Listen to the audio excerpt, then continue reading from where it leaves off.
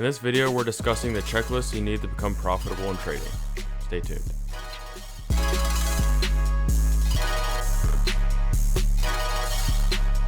Hi, I'm Mac Linsman from Breakthrough Forex, and I'm here to help you make your next breakthrough in trading.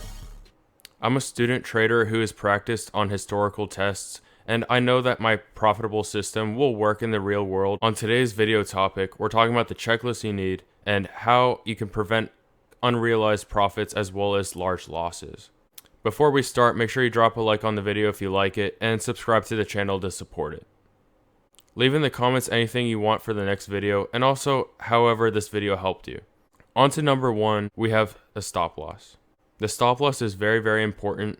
Without it, you will sustain a very large loss.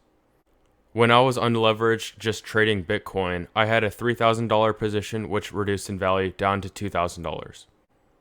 I strongly urge you, if you have any open positions without a stop loss, just close it. It won't hurt you. And if you want to take your next trade, make sure you have a stop loss. On to number 2, we have a take profit level. Take profit levels can be paired with stop losses to positively affect your bottom line. If you have a fixed stop loss, throw a take profit on there. And even if you have a trailing stop, I would still throw a take profit on there. Number 3 is capital. You'd be surprised what the effect of not having capital in a demo account can have. You need account capital in order to have accurate results. Whenever I don't have enough capital in my demo account, I have inaccurate position sizes, so top up. Number 4 on the list is a strategy. A strategy helps you sleep at night. Without a strategy, you won't be able to tell whether you're going to be profitable or not. Number 5 is optional, but it's learning the fundamentals of your market. Preferably, you would want to know if a news event is going to affect your strategy.